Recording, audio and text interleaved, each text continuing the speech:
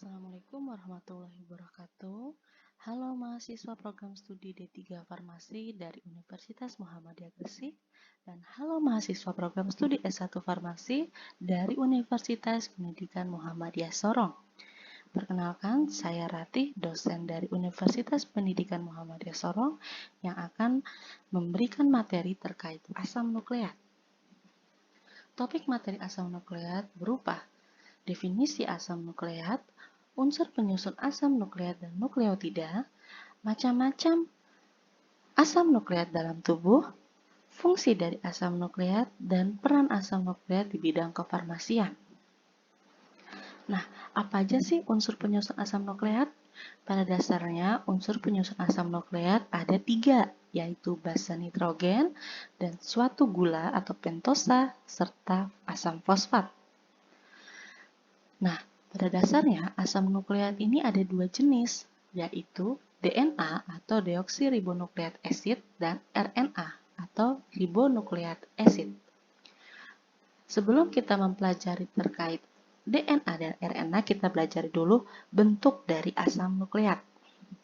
Asam nukleat merupakan molekul kompleks yang terdiri dari 3 komponen utama, yaitu gula atau pentosa, suatu gugus fosfat, dan basa nitrogen.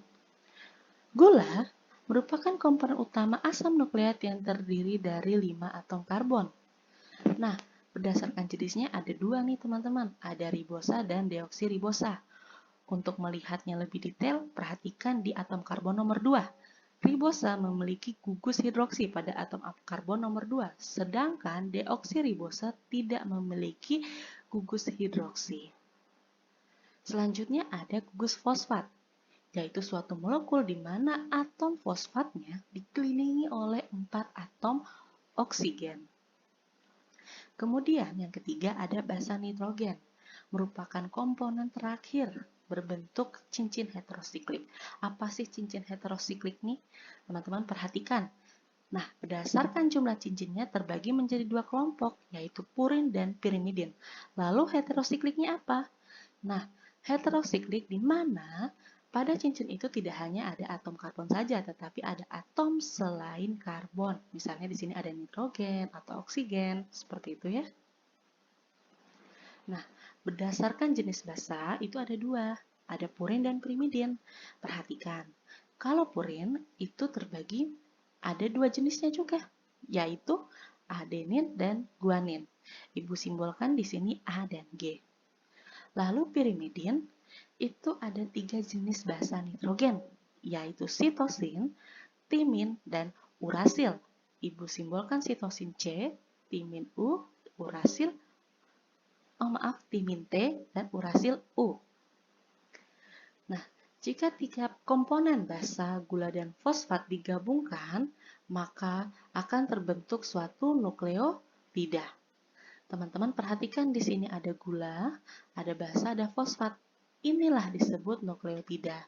Artinya, nukleotida itu merupakan suatu unit penyusun asam nukleat baik DNA maupun RNA yang dimana ada rantaian panjang dari nukleotida. Kita akan lihat nanti ya. Lalu teman-teman, ada namanya juga nukleosida. Nukleosida terdiri dari gula dan basa saja, tidak ada fosfatnya. Nah, di sini kalau kita berbicara ribonukleosida dan deoksinukleosida, itu ada pembagian ya teman-teman di sini. Jadi ada adenin, ada guanin, sitosin, urasil, ada juga adenin, guanin, sitosin, dan timin untuk deoksiribonukleosida. Nah, deoksiribonukleosida kalau teman-teman ingat itu merupakan DNA, sedangkan ribonukleosida merupakan RNA. Nah, di sini ya mereka dibagi berdasarkan banyaknya fosfat, ada mono, di, tri. Lalu, ini gambar apa, Bu? Nah, ini merupakan suatu rangkaian nukleotida.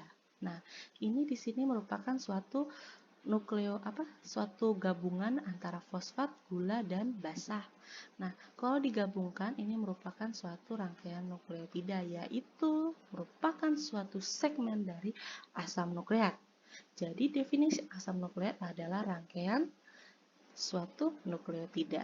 Jadi barisan panjang nukleotida ya. Gitu. Tadi teman-teman perhatikan ini fosfat, basa, dan gula. Nah, asam nukleat sendiri merupakan suatu monomer nukleotida, dapat berikatan satu sama lain melalui ikatan fosfodiester. Apa itu fosfodiester? Jadi, OH di atom karbon nomor 3-nya berikatan dengan fosfat. Jadi, ada atom karbon C, di gula, itu berikatan dengan fosfat di suatu nukleotida lainnya gitu. Nah, jadi bergabung menjadi suatu untayan nukleotida gitu. Jadi ikatan fosfodiester antara OH di atom C nomor 3 dengan gugus fosfat dari nukleotida berikutnya. Kedua ujung poli atau oligonukleotida yang dihasilkan menyisakan gugus fosfat di atom karbon nomor 5. Nomor 5 itu bagian atas teman-teman, dan gugus hidroksil pada atom karbon nomor 3 bagian bawah. Jadi biasa akhirannya itu atom karbon nomor 5 dan atom karbon nomor 3 di bagian bawah. Kalau dilihat dari molekul ini disebut 5 ACGT 3 aksen. Gitu ya. Nah, lalu apa sih perbedaan RNA dan DNA? Nah, di sini teman-teman bisa lihat kalau RNA gulanya itu berupa ribosa. Gulanya berupa ribosa. Kalau DNA gulanya berupa deoksiribosa. Jadi teman-teman tadi mengingat ada gula ya, ada 2 jenis gula itu ya. Gitu. Nah, terus kalau dari basa nitrogen, RNA itu terdiri dari adenin, guanin, sitosin, dan urasil. Sedangkan DNA dari adenin, guanin, sitosin, dan timin. Nah, perbedaannya adalah di RNA itu tidak ada timinnya, begitupun dengan DNA. Lalu urutan pitanya DNA dia merupakan tunggal, ya. Ini merupakan kode-kode dari suatu informasi genetik. Jadi adenin, guanin, sitosin, timin ini adalah merupakan suatu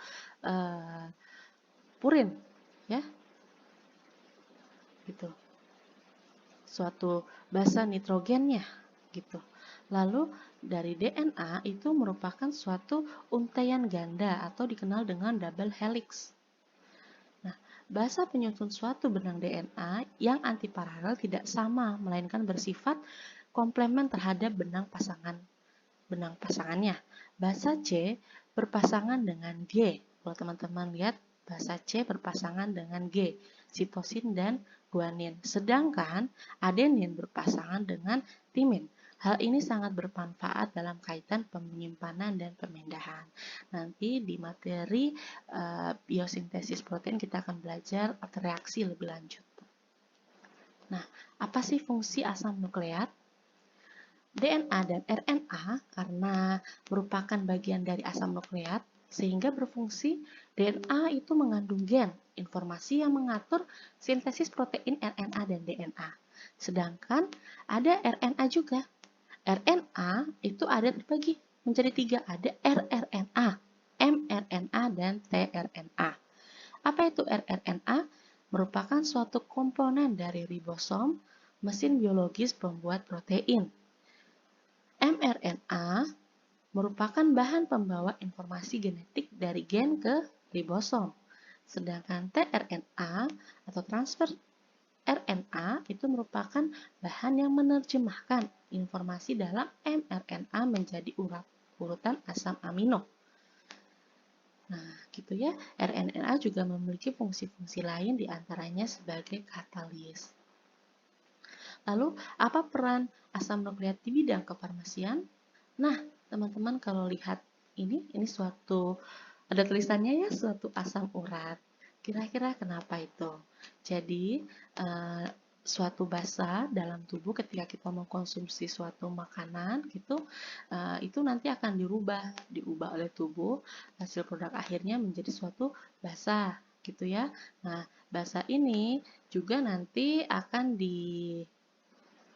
masuk ke tubuh gitu ya, terus nanti akan diekskresikan gitu, atau produk akhirnya berupa asam urat yang akan diekskresikan ke lewatin urin gitu, di dalam urin. Nah, lalu ketika terjadi kelebihan suatu reaksi atau kelebihan suatu asam urat dalam urin, maka akan terjadi suatu kristalisasi. Nah, kristalisasi itu baik di jaringan lunak maupun di sendi-sendi, yang teman-teman tandanya itu adalah suatu radang gitu, suatu radang ya. Jadi adanya suatu radang yang biasanya dikenal di dunia kedokteran yaitu gout. Nah, kira-kira di pilar farmasi ini fungsinya apa?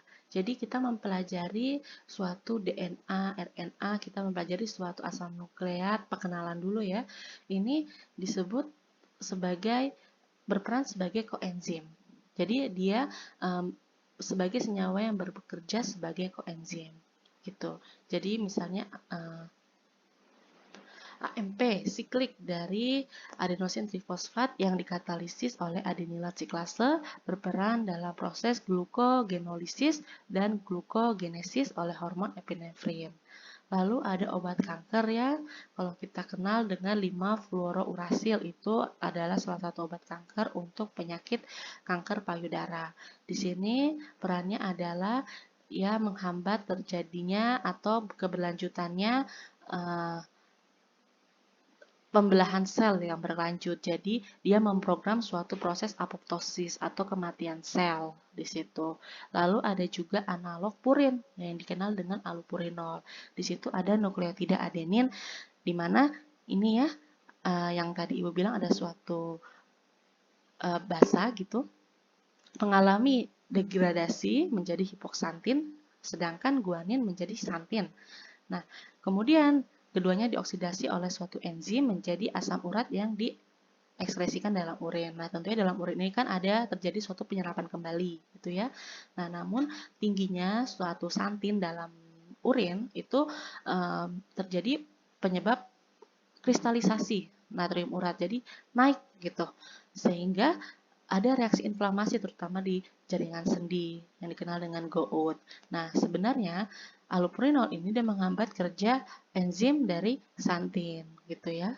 Nah, kalau gout itu sebenarnya kalau kita lebih detail lagi itu bukan penyebab atau bukan merupakan penyakit terkait suatu radang sendi ya, tapi lebih tepatnya ada sesuatu di fungsi ginjal karena adanya kelebihan di dalam urin gitu ya, proses ginjal, proses penyerapan kembali. Oke, gitu aja penjelasannya, kurang lebih Ibu minta maaf. Terima kasih. Assalamualaikum warahmatullahi wabarakatuh.